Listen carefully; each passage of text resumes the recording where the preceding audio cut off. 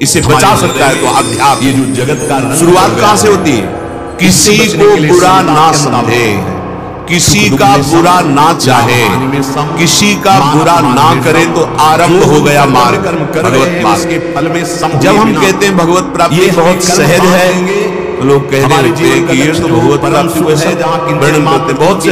अरे बहुत कठिन है भगवत प्राप्ति। श्री भगवान फिर समझिए, जो अपना है, जो अपने में है, जो अभी है, उसकी प्राप्ति में कोई देरी नहीं प्यारे। जो अपना नहीं है, जो अपने में नहीं है, साधारण जो अभी नहीं है वर्तमान में भी, क्योंकि ये परिवर्तनशील है। कौन सा ये शरीर, ये संसार, ये भोग ना पहले थे ना बाद में रहेंगे, तो बीच में केवल भास रहे, हर समय नष्ट हो रहा है। कोई भी इनकी आसक्ति छोड़ना कठिन है, भगवत प्राप्ति कठिन नहीं।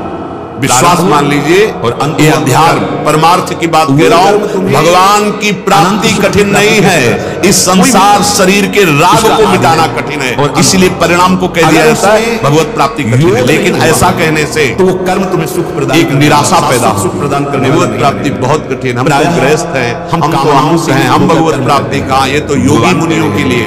नहीं, भ्रम में मत रहना। यहाँ है सफलता अपने है, परम प्यार करने वाले प्रभु मुझे बहुत प्यार करते हैं, उनकी प्राप्ति के लिए दुर्लभता मत लाइए। संसार का राग छोड़ना, भगवान कह रहे सबकी ममता दाग बटोरी, मम पद मन ही बांध बटोरी। ये बहुत इतना कि उसे रोक पावे। घर परिवार छोड़ दिया, नहीं आप करोगे, वेश परिवर्तन कर लिया, नहीं होने देगा सब आपका पूर्व का, लेकिन शरीर का राग नहीं छोड़ पा रहे। जैसे हमसे कोई महत पाप, इंद्रियों का भोगों से संबंध छोड़ दिया, पर उसमें सुख है ये भाव नहीं छोड़ पा रहे। अब भगवत प्राप्ति कठिन है, वो आपको बढ़ने नहीं देगा। अगर कहीं गुरु की कृपा से ये राग मिट जाए, हमारा चिंतन ठीक हो जाए, तो आप खुद देखेंगे मंद मंद मुस्कुराते हुए ये श्यामा श्याम यही बैठे, यही हृदय देश में। बस आवश्यकता है सब संबंधों की जो वृत्तियां हैं समेत सबकी ममता ताग बटोरी, मम पद मन बांध कर। एक अहमता ममता ये जग में दुखदाई, ये जब श्री जी की ओर लगे तो होत परम सुखदाई। जहां हमारा अहम श्री जी के चरणों में समर्पित हुआ, हमारा प्यार ममता लाडली के नाम रूप चरणारविंद से हुई, उसी स्थान अगर में दुख दिया है, किसी से प्रश्न नहीं करना पड़ेगा। स्वामी ने स्वयं और हम आगे बढ़ने श्री राधिका स्फुरत में हृदय केल सिंधु, हृदय रूप शांत में ही वो अपनी केली का विस्तार कर देते, लीला का विस्तार। इसलिए जैसे प्रश्न किया कि हमने भगवान से बड़ी भगवत प्राप्ति, मेरी माँ भी पधारे नहीं, ध्यान से सुनोगे तो आप समझ पाओगे, नहीं तो संशय हो जाएगा। भगवान ने तो सुना ही नहीं, कुछ करने से नहीं दे देते तो क्या चला जाता। देखो भाई, अप्राय निश्चित समय है, सिद्धांत में ही वर्णन होता है, ये करो ये करो ये करो तो भगवत प्राप्ति हो जाएगी। क्या उठे नहीं, परम सब भगवत प्राप्ति कुछ करने से नहीं। तो जितनी संख्या में भाव क्या है, आप एक जगह वर्णन किया जाता है, ये करो ये करो ये करो, ये ना करो ये ना करो ये ना करो। 1400 वर्ष तक रोका चांद दिन बड़े योगी, और एक जगह यहाँ कहा जा रहा है और भगवत प्राप्ति किसी क्रिया से नहीं होती, पर क्योंकि क्रिया प्रारंभ होती है और अंत होती है। मंदिर जाने के प्रारंभ और अंत वाली क्रिया से अनंत महिमाशाली अनादि प्रभु का कैसे अनुभव हो जाए। ध्यान से बात सुनना, भगवान को क्या रहस्य है? जितनी रहस्य आंतरिक ये है कि यदि आप साधना नहीं करोगे तो करने का वेग है, जितना बड़ा जीवन वो आपसे करवाएगा। साधन नहीं होगा तो आपसे पाप करवाएगा, अधर्म करवाएगा। जैसे जैसे अधर्म पाप होगा आपका हृदय मलिन होता चला जाएगा। हृदय का मतलब दर्पण के द्वारा अपने प्राणों को शीशा कर लिया, शीशे के ऊपर जितनी गंदगी लगती चली जाएगी आप देख ही नहीं पाएंगे, अपने स्वरूप जान ही नहीं पाएंगे। अगर शीशा साफ हो तो एक सेकंड में ऐसे देखते ही दिखाई देता है रूप कैसा। ऐसे हृदय रूपी दर्पण साफ होगा तो आपको दिखाई देगा प्रभु विराजमान, हृदय में प्रभु विराजमान। अगर हमारा जितना हमारा सुंदर साधन होगा भोग लगाने के बाद उतने असाधन हमसे छूट जाएगा। असाधन जहां छूटा और साधन बिल्कुल शास्त्र प्रमाणित हुआ तो उसी प्रकाश में आप देख पाएंगे अहंकार सकिल गया प्रभु के चरणों को प्राप्त होगी। गंदा मलिन हृदय होने के कारण अहंकार रहता है। जहां निर्मल हृदय हुआ साधन करते करते तो मन और अहम ये दोनों प्रभु सावई मन कृष्ण पदारविंद प्रभु के चरणों में जहां समर्पित हुआ अभी तक प्रभु के है, पक्की बात रहेंगे। इसलिए सावधान यही रहो, है तुम्हारा अनुभव जीवन में। बड़ा संकटपूर्ण जीवन है। कोई साधना से प्रभु उपजित थोड़ी है, तो पहले ही विराजमान है। सबके हृदय अक्षत अविकारी निर्विकार सच्चिदानंद प्रभु सबके हृदय में बैठे हैं। पर सकल जीव जग दीन दुखारी, आनंद सिंधु यहाँ बैठे तो सब दुखी क्यों हैं फिर? क्योंकि उनसे विमुख है और नाना प्रकार के पापाचरण कर रहे हैं, इसलिए दुखी है। तो क्या करें? अब साधन करो जिससे पापाचरण न होने पाए। तो साधन करने से निर्मलता हुई, जैसे शांत और निर्मल जल के नीचे क्या है दिखाई देता है, ऐसे ही हृदय में ही हृदय विहारी प्रभु का साक्षात्कार हो जाता है आपके अंदर। तो साधना से प्रभु कोई प्रकट थोड़ी हुए, वो तो पहले ही थे, अभी हैं, आगे रहेंगे। साधन से मलिनता नष्ट के लिए प्रभु तो है, उनका कहने की जो फल का हेतु बनाने वाले ये दीन हो जाते हैं। देहाभिमान को पुष्ट करने वाला होगा कि मैं अमुक साधना करके भगवत प्राप्ति करूं, ये काम बन जाए। नहीं, साधना होती है साधन को मिटाने के लिए, पापाचरण को नष्ट करने के लिए। प्रत्येक क्रिया का आरंभ होता है, अंत होता है, तो उस अनंत का अनुभव इन क्रियाओं से नहीं होता। इसलिए कहा गया है कृपा कृपा मोक्ष मूलम गुरु कृपा, भगवत साक्षात्कार गुरु कृपा। हमारे प्रभु कृपा शब्द का परिचय अहंकार रहित होने पर कल्याण के लिए मंत्र वचन छाणी चतुराई भजत कृपा करे है रघुराई। माया की कामनाओं श्री भगवान कह रहे हैं नहीं कश्चित क्षणमपि जात तिष्ठत कर्म कृत कार्यते हवशः कर्म समझना होगा। सर्वः प्रकृति जयी गुणैः। और लौकिक क्रियाओं में हम अभ्यास करते हैं। कोई भी मनुष्य की प्रवीणता उनकी कृपा से प्राप्त किसी भी अवस्था में बातों को छोटी छोटी क्षण मात्र भी कर्म किए बिना नहीं रह सकता, श्रद्धा हो जाती है, बिल्कुल ठीक नहीं। क्योंकि प्रकृति के परवश होकर सब प्राणियों से प्रकृति जन्य गुण कर्म करवा ही लेता है। वो दुख नहीं पड़ा, बहुत समस्या ध्यान नहीं देने है के विषय।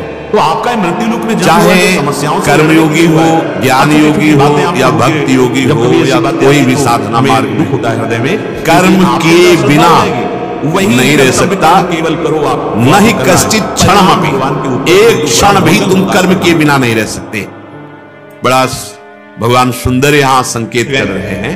कश्चित क्षणम जात, 3 शब्दों का प्रयोग किया। चल जाए कश्चित बिना बोए जग जाए। भगवान कहते हैं कि कोई भी हो स्थिति हो आपकी तो कर्म किए बिना रह ही नहीं सकता, चाहे वो ज्ञानी हो या अज्ञानी हो, चाहे वो जिस मार्ग का पथिक हो, भगवान के आश्रित हैं। कर्म किए बिना एक क्षण नहीं रह करेंगे तो हमारे ज्ञानी का अपने कहलाने वाले शरीर के साथ कोई संबंध नहीं रहता, फिर भी उसके कहलाने वाले शरीरों से, शरीर और शरीरों, स्थूल शरीर, सूक्ष्म शरीर, कारण शरीर, तो फिर इन तीनों से प्राकृतिक क्रियाएं होती है। महापुरुष ने कोई कामना की है तो वो संबंध नहीं रखता, निष्क्रिय स्वरूप का बोध हो गया है। पर ये प्रकृति जन्य रचना जो स्थूल शरीर, सूक्ष्म शरीर, कारण शरीर, जिनमें क्रियाएं होती है, कामनाओं के लिए एक क्षण भी नहीं बिना क्रिया के कोई रह सकता। क्षण सिद्धांत भी स्वीकार नहीं। भगवान कहते हैं कि जैसे प्रगट में हरदम कर्म हो रहा है, पाठ आदि के, फिर उसमें मान रहे हैं कि हमसे कर्म हो रहा है, हमें अनेक कामों में चूक। पर जब हम कर्म नहीं कर रहे होते तब भी कर्म हो रहा है। क्या समझे हुए हैं इन एक क्षण के लिए भी आप शांत नहीं, बातों के लिए भगवान देखो आपका मन चल रहा है, आप हाथ पैर ऐसे रखे बैठे हैं, आप लेटे, आप सोच रहे हैं कि मैं कोई कर्म नहीं कर रहा इसलिए इस समय अक्रिय होते हैं।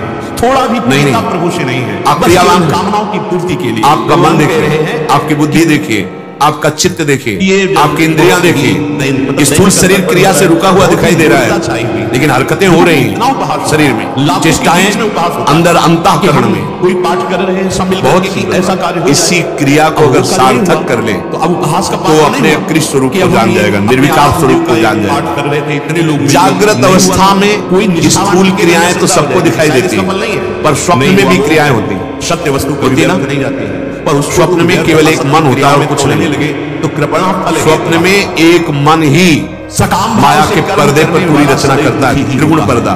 भयावह स्वप्न, हम सब भोग का स्वप्न या भक्ति का स्वप्न, सतोगुण, रजोगुण, तमोगुण, ये पर्दा है माया का। अगर उसी पर्दे में मन ही मित्र बन जाता है, मन ही शत्रु बन जाता है, मन ही भोग बन जाता है, मन ही भोगने वाला बन जाता है, मन ही मरने वाला बन जाता है, मन ही मारने वाला बन जाता है। कुछ नहीं होता है मन की भक्ति को। नहीं सामर्थ्य है इंद्रियों की कि तुम्हें भोग में उस शांति प्रदान कर दे, नहीं है। त्यागात् शांतिरनंतरम, अधर्म पूर्वक भोगा हुआ भोग तृष्णा को बढ़ाकर नरकगामी बना देता है।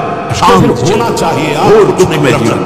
क्या इतनी अविनाशी शरीर है, कर लो मनमानी। अभी गांठ दर्द, कमर दर्द, आंखों से दिखना कम, चक्कर आना, न जाने कितनी कमियां पैदा हो जाएगी। और ऐसी लायक नहीं रहोगे, संसार की सेवा लायक नहीं रखती का अपने। करो भोगाभ्यास, एक है करो मनमानी आचरण। तो फिर देखिए अभ्यास के द्वारा हमारा स्वभाव क्या होता है, तुम्हारा प्रभाव क्या होता है उस कर्म का। समय की हवन कर रहे हैं, उसके अभ्यास की जरूरत, सावधानी की बात। इस समय हवन की जरूरत है। ये तो भोगाभ्यास मन हवन की जरूरत। विवर्धन्ते रागाः कौशलम चेन्द्रियाणाम्। और हमारी अभी अब जैसे जैसे वो भोग भोगने में युक्त होता है, लगा देते हैं अभ्यास, उसकी इंद्रियां भोगाभ्यास के कला कौशल से प्रवीण होती है। शास्त्र है फिर वो ये तो भोगाभ्यास मनु विवर्धन्ते रागाः कौशलम चेन्द्रियाणाम्। ऐसे भोगा, वैसे भोगेंगे, ऐसे भोगेंगे, ऐसे भोगेंगे, ऐसे सुखी हो जाएंगे। वहां चल के ये परिणाम में दुखी भोगा शक्ति, विषया शक्ति उसकी प्रबल होती चली जाती है। करदम जी की चाह प्रबल होती चली जाती चाहिए। और कौन पत्नी बनेगा हमें पता चला था, किसी की भोग लेंगे तो शांति मिल जाएगी। एकांत हो गया उल्टा। 10,000 वर्ष तक तस्माद अनुपाया सुख से भोगाभ्यास। आदि सम्राट महाराज सुख की खोज चलने देहूति को लेकर वृत्ति आई थी कि चलो भोग भोगेंगे, सुखी हो जाएंगे। कहा अगर हमें चाहिए भी तो फिर इस कृष्णम कर्तुम शक्यम, तृष्णा बढ़ गई। इसकी सामर्थ्य है भोग शांति प्रदान कर सके। अरे तो 10 दिन न जातु कामः कामानाम उपभोगेन शाम्यति हविषा कृष्ण वर्तमेव भूय एवाभि वर्धते। कभी ऐसा नहीं होगा जो भोगों की लालसा करके भोगों के भोगने में लगा हुआ और सोचता है कि शांति मिल जाएगी। तो ऐसे जैसे अग्नि को सुहाती हुई घी की आहुति तो कभी वो अग्नि बुझेगी तो बढ़ती चली जाएगी। हविषा कृष्ण वर्तमेव वो भूय एवाभि वर्धते। वो कामाग्नि प्रचंड ज्वाला रूप रख लेगी और भयंकर पाप कराएगी जो तुम सोच भी नहीं सकते। वो तुमसे सोचवाएगी और वो करवाएगी। ये पाप प्रवृत्ति काम के लिए थोड़ा सा हमारे हुआ क्या अगर तो बोले साखलवयम वृश्चिक विष भीतम इवासी विशेष दत्तो यहाँ सुखार्थी विषयानुवासितो महत दुख की निमग्न नहीं। बीछी के डंक के जहर से बचने के लिए विषधर कोबरा के मुख में हाथ डाल हंसते हुए सहेंगे और अंदर अंदर उल्टा हो गया। हृदय में पहले जलन हुई थी भोग वासना की तो उसको तो सह नहीं पाया। ये था बीछी के डंक का, इससे लड़ने के साथ भोग भोगने में उतर गया तो बोले कोबरा के मुख में हाथ डाल दिया। भारी बिस्तर गया तो चढ़ गया। जितने पता नहीं कितने जन्मों में उतरेगा भोग वासना का। इसलिए महति दुख पंके निमग्ने सब सकामता विषयानुवासितो महति दुख पंके महत दुख में फंस गया। पंक माने कीचड़, महत दुख में फंस गया। वो निकलना बड़ा ये दलदल है भोग वासना का, इससे निकलना बड़ा कठिन है। भगवान की कृपा से निकल चुके हो तो पीछे कदम मत बढ़ाना। तुम्हें दिखाई दे रहा है बड़ा कोमल भूमि, नीचे इतना दलदल है कि निकल नहीं पाओगे। ये भक्ति श्री भगवान योग के मार्ग से बचने के लिए वो हम प्रयोग करना चाहते हैं। कामना बचने के लिए की भक्ति से आपको फंसने लोभ उत्पन्न होता है। वाणी से भी बोल चुके हैं कि मैं आपका आश्रय जिन प्रति लाभ लोभ अधिकारी आज ये भोग भोग लिया बड़े खुशी हो गए। अब ये भोग भोगेंगे, ये भोग भोगेंगे। ये पता नहीं कि ये कर्म इतने बलवान होते जा रहे हैं। ये हमारे कर्म है, ये हमें विध्वंस कर देंगे, भोगने लायक नहीं रखेंगे।